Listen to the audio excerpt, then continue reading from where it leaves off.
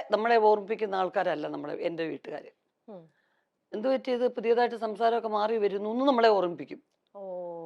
മനസ്സിലായി. അതുകൊണ്ട് തന്നെ ഞാൻ പറഞ്ഞു, എനിക്ക് ഇപ്പം എൻ്റെ ഈ മുട്ടുവേദന വന്ന് ഇപ്പം എൻ്റെ ഡോക്ടർ പറഞ്ഞു, ഒരു കാര്യം ചെയ്യും, ആ. നിങ്ങൾ കഴിയുന്നത് ഈ രണ്ട് കാലും കൂടെ ഇങ്ങനെ തൂക്കിയിട്ടിരിക്കരുത്, നീര് വരും. ആ. അപ്പോൾ ഒരു കാലിൻ്റെ മുകളിൽ ഒരു കാല് വെച്ച് ഉം. അങ്ങനെ ഇരിക്കൂ. ഉം. പക്ഷെ എൻ്റെ വീട്ടിൽ സമ്മതിക്കത്തില്ല. എന്ത് പറ്റി മക്കളെ, കാല് ഭാരമായിട്ട് തോന്നുന്നോ, എന്ത് പറ്റി കാലുമേ കാലിട്ടൊക്കെ ഇരിക്കുന്നതെന്ന് ചോദിക്കും. ഉം. എന്നാലും ആരും ഇല്ലാത്തപ്പോൾ ഞാനപ്പോൾ ഇത് യൂസ്ഡ് ആവുകയാണ്. ഉം. അപ്പോൾ അങ്ങനെയുള്ള നല്ല എഡ്യൂക്കേറ്റഡ് ആണ് എൻ്റെ അമ്മ. ഉം. പക്ഷെ എങ്കിലും പറഞ്ഞു തരുന്നൊക്കെ അങ്ങനെയുള്ള കാര്യങ്ങളാണ്. അപ്പം നമ്മുടെ പെരുമാറ്റത്തിൽ കുറച്ചൊരു കൂടുതൽ ഗൗരവമോ കുറച്ച് ഹാർഷായി പോയി കഴിഞ്ഞാൽ അങ്ങനെയൊന്നും സംസാരിക്കാൻ പാടില്ല എന്ന് എല്ലാവരും കൂടെ നമുക്ക് ഓപ്പോസിറ്റ് ആവും. ഓ. എല്ലാവരും, കുടുംബത്തിലുള്ള എല്ലാവരും എന്തു അയ്യോ അത് ഭയങ്കര മോശമായപ്പോൾ അങ്ങനെ സംസാരിച്ചത്. അപ്പം നമുക്ക് വല്ലാത്തൊരു അന്തരീക്ഷമാവും നമ്മുടെ വീട്ടിലെ. അപ്പൊ ചേച്ചിക്ക് അങ്ങനെ എപ്പോഴെങ്കിലൊക്കെ മാറ്റങ്ങൾ സംഭവിച്ചിട്ടുണ്ട്? അപ്പൊ അല്ല, അവരിങ്ങനെ ചിലപ്പോ നമ്മൾ മനുഷ്യരല്ലേ, അതെ. ചിലപ്പോ ചിലരുടെ നിരന്തരമായ ചില ചോദ്യങ്ങളോ പെരുമാറ്റമോ നമുക്ക് ഇഷ്ടപ്പെടാതെ വരുമ്പോൾ ആ. നമ്മൾ കുറച്ച് ഗൗരവക്കാരിയാവും, അല്ലെങ്കിൽ കുറച്ച് അങ്ങനെ ശ്രദ്ധിക്കാതെയൊക്കെ വരുമ്പോൾ അതെ. ഒരു മിനിറ്റ് മോളെ ഒന്ന് വന്നേ, എൻ്റെ അമ്മ അകത്തോണ്ട് അങ്ങനെ പെരുമാറരുത്. ഓക്കെ. ഇഷ്ടമുണ്ടോ ഇല്ലയോ, നമ്മളെ അന്വേഷിച്ച് അവർ വന്ന് സംസാരിക്കുകയാണ്. ഉം. അവർ പോകുന്ന അത്രയും സമയം വരെ ഒരു ചിരി മുഖത്ത് ഉണ്ടാവണം ഉം. എന്ന് ഓർമ്മിപ്പിക്കും. അപ്പോൾ നമ്മൾ വല്ലാതെ അപ്സെറ്റ് ആവും. ഓ. മനസ്സിലായില്ലേ? അപ്പോൾ നമ്മുടെ ഓപ്പോസിറ്റ് ഇരിക്കുന്ന ആൾക്കാരുടെ ഉം. മനസ്സിനെ വ്രണപ്പെടുത്താത്ത രീതിയിൽ പെരുമാറിയേ പറ്റൂ ഉം. എന്നുള്ളത് നമ്മളറിയാതെ നമ്മുടെ മനസ്സിൽ കിടക്കുകയാണ്. ഉം. അപ്പോൾ നമ്മൾ കുറച്ച് എന്തെങ്കിലും ഇപ്പം ഇപ്പോഴൊക്കെ എന്ന് വെച്ച് കഴിഞ്ഞാൽ, എനിക്ക് ഒന്നാമത്തെ കാര്യം ലൈഫിൽ അഭിനയിക്കാൻ ഒട്ടും അറിയാത്തത് കൊണ്ട് ഉം. ചില കുറേ കൂടുതൽ ഇറിറ്റേഷൻ ഒക്കെ വരുമ്പോൾ കുറച്ചങ്ങ് പ്രകടിപ്പിച്ച് പോകും അറിയാതെ. അതെ. പക്ഷെ ഇത് വെച്ച് കഴിയുമ്പോൾ ഞാൻ ഓർക്കും, എൻ്റെ അമ്മയും എൻ്റെ വീട്ടിലുള്ളവരും എല്ലാം ഓർക്കും, അവര് അയ്യോ ഇവരാരെങ്കിലും അവരോട് പറയൂ. പിന്നത്തെ കുറ്റബോധം മുഴുവൻ അതാണ്. പിന്നെ അവരെ ഒന്നും ഇങ്ങനെ പാച്ചപ്പ് ചെയ്തെടുക്കും. അതെ. പക്ഷെ ഞാൻ അങ്ങനെ പറഞ്ഞല്ല കേട്ടോ, ഇങ്ങനെയല്ല കേട്ടോ. ആ. പക്ഷെ നമ്മുടെ കുടുംബാന്തരീക്ഷം തന്നെയാണ് നമ്മളുടെ പല മാറ്റങ്ങൾക്കും കാര്യം. കാര്യം. ഓക്കെ. തീർച്ചയായിട്ടും. ഈ കൽപ്പന ചേച്ചി രഞ്ജിനി ചേച്ചിയായിട്ട് എനിക്ക് നല്ല അടുപ്പമുണ്ട്. നല്ല ഉർവശി ചേച്ചിനെ ഞാൻ ആദ്യമായിട്ട് ഇങ്ങനെ മീറ്റ് ചെയ്യണത്. പക്ഷെ ഒരുപാട് ഷോസും കാര്യങ്ങളൊക്കെ ആയിട്ട് കൽപ്പന ചേച്ചിയുടെ ഒക്കെ ഒരുപാട് ചെയ്തിട്ടുള്ളതുകൊണ്ട് എപ്പോഴും ഇങ്ങനെ വിശേഷങ്ങളും കാര്യങ്ങളും അപ്പോഴൊക്കെ ചേച്ചിയാണ് ഞങ്ങളുടെ ഇടയിൽ. എപ്പോഴും അതിനിടയിൽ ഉർവശി എന്നുള്ള പേര് പറയാതെ പോവേയില്ല. എപ്പോഴും ഇങ്ങനെ പറയും. ഈയിടെയും കൂടെ രഞ്ജിനി ചേച്ചിനെ ഞാനൊരു ഇന്റർവ്യൂ കൂടെ ചെയ്തിരുന്നു. അപ്പോൾ ഈ നിങ്ങൾ എല്ലാവരും എന്ന് പറയുമ്പോഴും നിങ്ങൾക്ക് എല്ലാവർക്കും ഒരു വല്ലാത്തൊരു ചാമുണ്ട് ചേച്ചി. നിങ്ങൾ 3 പേരിലും നമ്മളെ എല്ലാവരും ഇപ്പോഴും ഇഷ്ടം വെക്കുന്നതിൽ ഒരു വല്ലാത്തൊരു മാജിക് പവറാണ്. ഞാൻ എന്നോട് എപ്പോഴും ആലോചിക്കും, നിങ്ങളുടെ ബ്ലഡ് എടുത്ത് വേറൊരാൾക്ക് കൊടുത്താലും ഇതിങ്ങനെ തന്നെ കിട്ടും. നിങ്ങൾ എല്ലാവർക്കും ഇതേപോലെ ചിരിച്ച മുഖത്തോടെ ഇരിക്കാനും മറ്റുള്ളവരെ ചിരിപ്പിക്കാൻ എന്നൊക്കെ പറയുന്നത് ഒട്ടും തന്നെ ഈസി ആയിട്ടുള്ള ഒരു കാര്യമല്ല. പക്ഷെ നിങ്ങൾ എത്ര ഈസി ആയിട്ടാണ് മറ്റുള്ളവരെ ചിരിപ്പിച്ചുകൊണ്ടിരിക്കുന്നത്. അതൊക്കെ ആ ഒരു some magic power runs in the blood എന്നൊക്കെ പറയുന്നത്. അത് എൻ്റെ അമ്മ തന്നെയാണ് അതിന്റെ കാരണം. അച്ഛനും വളരെ സരസനായിരുന്നു, കലാകാരനായിരുന്നു. രണ്ടുപേരും ആർട്ടിസ്റ്റ് അല്ലേ. അറിയാം. അപ്പൊ അത് തന്നെയാണ് ബേസ്. പക്ഷെ അമ്മ എപ്പോഴും ചിരിക്കാനും ചിരിപ്പിക്കാനും ഇഷ്ടമുള്ള ആളായിരുന്നു. ഇപ്പോഴും അത് തന്നെയാണ്. നമ്മളൊക്കെ ഇങ്ങനെ എല്ലാവരും കൂടി ഇരുന്ന് ഗൗരവത്തിൽ സംസാരിക്കുന്നത് എൻ്റെ അമ്മയ്ക്ക് ഇഷ്ടമല്ല. എന്തെങ്കിലും കുറച്ച് ഭയങ്കര ഗൗരവമുള്ള ഈ കരച്ചിൽ പടങ്ങളൊന്നും എൻ്റെ അമ്മ കാണത്തില്ല. ആണോ? മക്കളെ മാറ്റത്, ആ ചാനൽ മാറ്റുക, അല്ലെങ്കിലേ ഉണ്ട് നമുക്ക് പ്രശ്നങ്ങൾ, ഇത് കരഞ്ഞുകൊണ്ടിരിക്കാൻ വയ്യ. ഉള്ളൊഴുക്ക് കണ്ടിട്ടില്ല എൻ്റെ അമ്മ, കലശേച്ചി കണ്ടിട്ടില്ല, എൻ്റെ വീട്ടിൽ ആരും കണ്ടിട്ടില്ല. അങ്ങനെയുള്ള എൻ്റെ സിനിമകളും കാണത്തില്ല. അങ്ങനത്തെ ഒരു പ്രശ്നമുണ്ട്. അപ്പൊ അമ്മയ്ക്ക് റെസ്ലിംഗ് കാണത്തില്ല എൻ്റെ അമ്മ. എൻ്റെ അമ്മ പറഞ്ഞ് മനസ്സിലായിരുന്നു, ബ്രദേഴ്സൊക്കെ അതൊക്കെ ഒരു അവര് കറക്റ്റായിട്ട് റിഹേഴ്സൽ ചെയ്തിട്ട് അമ്മ ചെയ്യുന്നത്. അതൊന്നും അവർക്ക് അങ്ങനെ നോവത്തൊന്നുമില്ല. അതെല്ലാം അവർ പ്രാക്ടീസ് ചെയ്യണത്. വേണ്ട വേണ്ട വേണ്ട, മനുഷ്യൻ കൂടെ അടിച്ച് ചാവുന്നത് കാണാൻ വയ്യ, അവൻ നെറ്റിന്റെ മുകളിൽ കയറി താഴെ അവൻ്റെ നെഞ്ചത്തോട്ട് ചാടുന്നു, വേണ്ട എനിക്ക് കാണുകയോ വേണ്ട എന്ന് പറയും. അപ്പൊ അത്രയും ഒരു പോസിറ്റീവ് അറ്റ്മോസ്ഫിയർ ഇഷ്ടപ്പെടുന്ന ഒരാളാണ് എൻ്റെ അമ്മ. ഇതൊക്കെ ആക്ടിങ് ആണെന്ന് അറിയുന്ന ഒരാള്, ഒരു ആക്ടറും കൂടിയാണ്, എന്നിട്ടും ഇങ്ങനെ അല്ലേ? ചേച്ചിക്ക് അപ്പൊ ഇതിനോടുള്ള ചേച്ചിയുടെ കാഴ്ചപ്പാട് എങ്ങനെയാ? തീർച്ചയായിട്ടും അതൊരു പരിധി വരെയും കറക്റ്റാണ്. പക്ഷേ എനിക്കൊക്കെ എന്ന് വെച്ച് കഴിഞ്ഞാൽ ഒരുപാട് അങ്ങ് അഭിനയിക്കാൻ പറ്റത്തില്ല. അപ്പൊ എന്ത് ചെയ്യും, നമ്മള് കണ്ടിട്ടുള്ള ഏറ്റവും വലിയ ഒട്ടും ഗൗരവമില്ലാത്തങ്ങ് സംസാരിച്ചേക്കുക. നമുക്ക് ഫീൽ ചെയ്യുന്നതോ അല്ലെങ്കിൽ ഒട്ടും ഇത് കാര്യമായിട്ടുള്ള രീതിയിലുള്ള സംസാരം അല്ലെന്ന് തോന്നിക്കഴിഞ്ഞാൽ പരസ്പര ബന്ധമില്ലാതെ ഞാൻ വേറെ കാര്യങ്ങളൊക്കെ സംസാരിക്കും. ഡൈവേർട്ട് ചെയ്തിട്ട് അവര് ചോദിക്കുന്ന ചോദ്യം ഉത്തരവായിരിക്കത്തില്ല ഞാൻ പറയുന്നത്. ഒരു ബന്ധത്തിന് ഈ ചോദ്യത്തിന് ഉത്തരം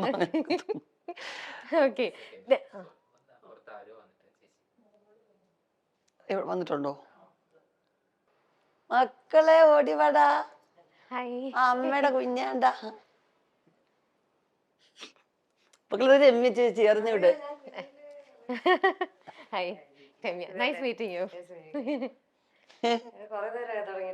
ആ കുറച്ചേരെ മക്കൾ അമ്മയ്ക്കും കൂടെ അധികം സ്പൈസി ഇല്ലാത്തെന്തെങ്കിലും അമ്മയ്ക്കും കൂടെ ഓർഡർ ചെയ്യാം. അമ്മ കുറച്ച് പുളിശ്ശേരി കുഞ്ഞിനും കൂടെ ഓർഡർ ചെയ്തോ. മേളിലുണ്ടോടാ എല്ലാം വലിച്ചു വാരിയിട്ടേക്കാ മുകളിലത്തെ റൂം കേട്ടാ. ചേച്ചി നിങ്ങളുടെ കൂടെ ഏറ്റവും കൂടുതൽ നർമ്മം അല്ലെങ്കിൽ ഭയങ്കര എന്താ പറയാ ഹ്യൂമർ സെൻസും കൗണ്ടറൊക്കെ പറയണത് നിങ്ങളിൽ ആരാ? ഇല്ല കൽപ്പന ചേച്ചി. ആണോ? അയ്യോ മിനി ചേച്ചി കൊച്ചിലെ മുതലേ ആഹാ. അവളുടെ പേരൊക്കെ വേളൂർ കൃഷ്ണൻകുട്ടി ഞങ്ങളുടെ പിന്നെ കഥയുടെ പേരുകളിലൊക്കെ അവൾ അറിയപ്പെട്ടിരുന്നത്. ആൾക്കൂട്ടത്തിൽ ഏലിയമ്മ അങ്ങനെയൊക്കെയാ വിളിച്ചിരുന്നത്. കാരണം വെച്ചാൽ എവിടെ ആൾക്കൂട്ടോ ബഹളം ഉണ്ടെങ്കിൽ അവിടെ അതിൻ്റെ ഇടയ്ക്ക് വരും. എന്താ നിങ്ങളെ കാര്യം എന്നിട്ട് ന്യൂസ് എത്തിക്കാനാ. ആഹാ. ഓ എന്നിട്ട് വണ്ടി ഇടിച്ചപ്പോ എന്തോ പറ്റി എല്ലാത്തിനും പറഞ്ഞിട്ട് പോപ്പുലർ ആയിരുന്നു കൽപ്പന ചേച്ചി ഇപ്പൊ തീരെ കൊച്ചില്. ചെറുപ്പം മുതൽ അങ്ങനെ തന്നെയായിരുന്നു. ചെറുപ്പം മുതലേ ഞാൻ popular ഈയിടെ രഞ്ജിനി ചേച്ചിയുടെ ഒരു ഇന്റർവ്യൂ എടുത്തിരുന്നു. കല ചേച്ചി നിങ്ങളുടെ വീട്ടിൽ ഏറ്റവും കൂടുതൽ ഹ്യൂമർ സെൻസ് ആർക്കായിരിക്കും? കൽപ്പന. ആണല്ലേ? പിന്നെ അതന്നെ. രഞ്ജിനി ചേച്ചി ഇത് തന്നെയാ അപ്പൊ പറഞ്ഞേ. അയ്യോ ഇത് നല്ലോണം ഇമിറ്റേറ്റ് ചെയ്യും. ആ. നമുക്ക് തോന്നും ആ ആളാണോ നമ്മുടെ മുമ്പിൽ ഇരിക്കുന്നതെന്ന് തോന്നും. സുന്ദരമായിട്ട് ഇമിറ്റേറ്റ് ചെയ്യും. ഓ അവര് നടക്കുന്ന പോലെ അത് ചെറുപ്പം മുതലേ ആ. എല്ലാവരും ഇമിറ്റേറ്റ് ചെയ്യും. എൻ്റെ അച്ഛൻ്റെ അമ്മ അമ്മയ്ക്ക് അങ്ങനെ വലുതായിട്ട് സിനിമയൊന്നും കാണത്തില്ല. ഈ ഭക്തി സീരിയലൊക്കെ മഹാഭാരതമൊക്കെ എന്ന് പറഞ്ഞ് തമ്പുരാനേ അതേ വാസുദേവായ എന്നൊക്കെ പറഞ്ഞ് മന്ത്രമൊക്കെ ജപിക്കും. പണ്ട് മഹാഭാരതത്തിന് ഒരു ഗ്ലോബൊക്കെ വരുമല്ലോ. അപ്പൊ അത് പറ്റിക്കുക. ഉമ്മ എണീക്കുമ്മ കൃഷ്ണൻ മരുന്നമ്മ എണീക്കുമ്മ തമ്പുരാനെ എന്തൊക്കെ അതൊക്കെ തൊഴും. അത് വേഷമാണോ ഇതാണെന്നുള്ള അത്ര ഇന്നസെന്റ് ആൾക്കാരായിരുന്നു നാട്ടുപുറത്തെ ശരിക്കും.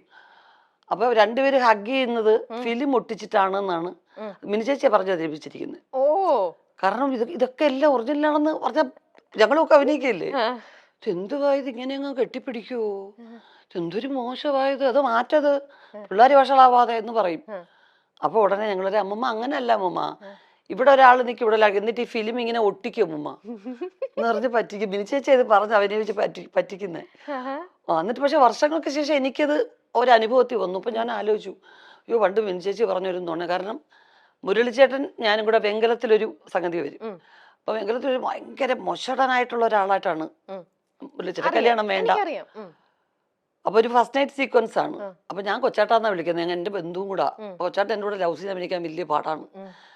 അപ്പൊ ഞാനും പറഞ്ഞു ഞാനും ലവ് സീൻ അഭിനയിക്കാൻ ഭയങ്കര മോശം, അത് പറഞ്ഞെങ്കിലും അറിയാം.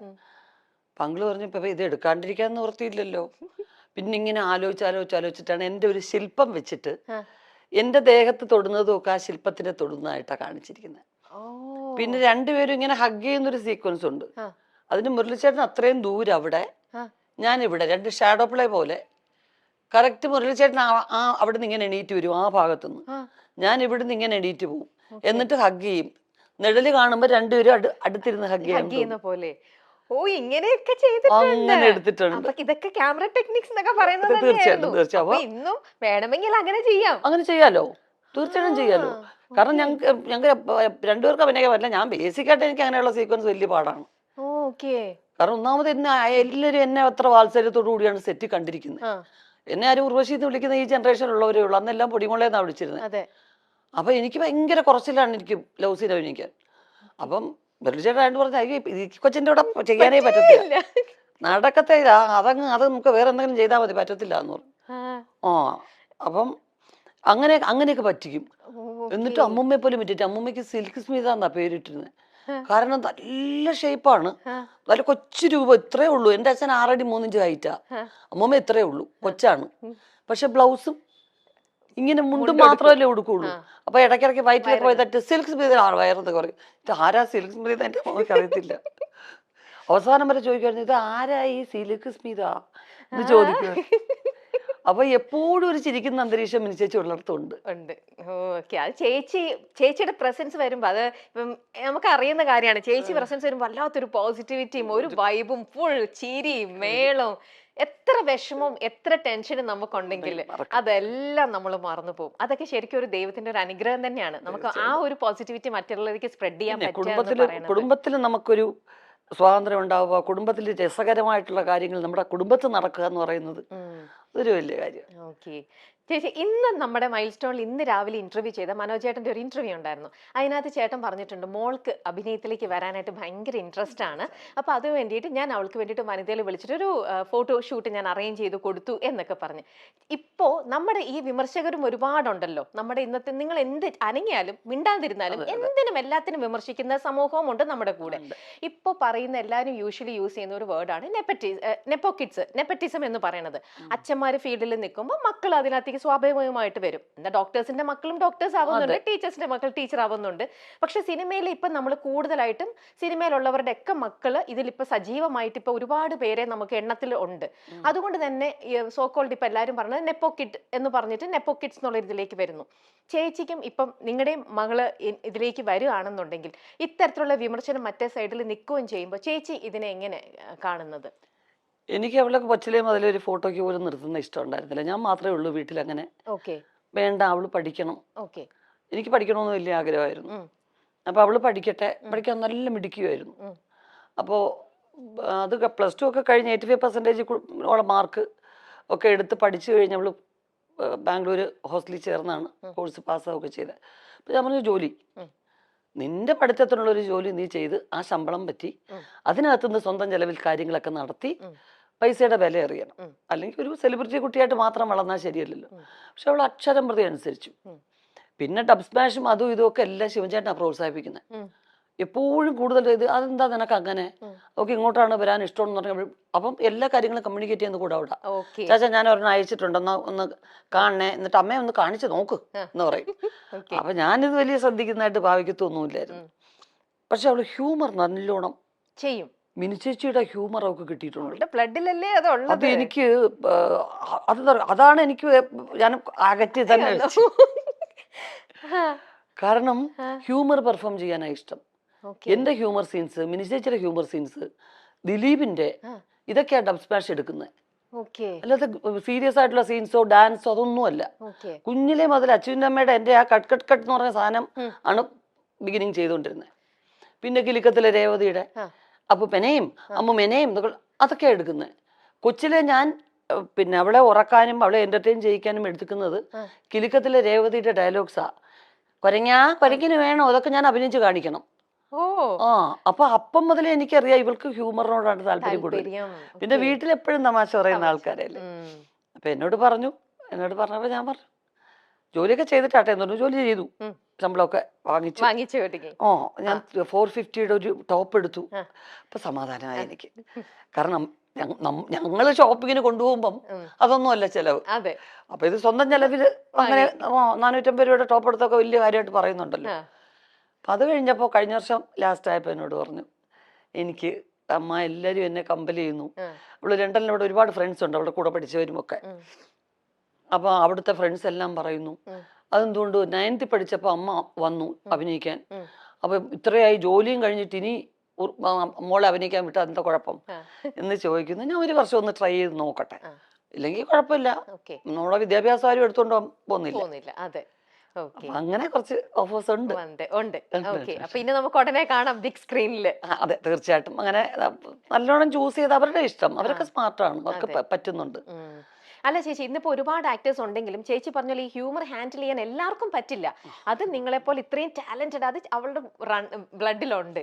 അപ്പൊ അവൾക്ക് അതിൽ ഇൻട്രസ്റ്റ് ആണെങ്കിൽ ആ ഒരു സ്പേസ് അവൾക്ക് വേണ്ടിയിട്ടുണ്ടാവും എന്തായാലും. അത് നമുക്കെന്താ അറിയാം, ഞങ്ങൾ വന്ന കാലഘട്ടത്തിൽ ലോങ് സ്റ്റാൻഡിങ്ങിന് ഒരുപാട് സ്കോപ്പ് ഉണ്ടായിരുന്നു. പല ആർട്ടിസ്റ്റുകളും അങ്ങനെ നിന്നിട്ടുണ്ട്. സത്യമാണ്. ഇനിയിപ്പോ അങ്ങോട്ടുള്ളവർക്ക് അത്രയും നല്ല സ്ട്രോങ് ക്യാരക്ടേഴ്സ് എഴുതുന്ന റൈറ്റേഴ്സ് ഇനിയും ഉണ്ടാവുമായിരിക്കും തീർച്ചയായിട്ടും. അപ്പം അങ്ങനെ ഉണ്ടാവണം, നല്ല ക്യാരക്ടേഴ്സ് ഉണ്ടാവണം. ഒരു എന്താ പറയുന്നത്, നിങ്ങളുടെ മൈൽ സ്റ്റോൺ പോലെ ഒരു മൈൽ സ്റ്റോൺ ആവുന്ന ഓരോ ക്യാരക്ടേഴ്സ് എങ്കിലും ജീവിതത്തിൽ ഉണ്ടാവണ്ടേ.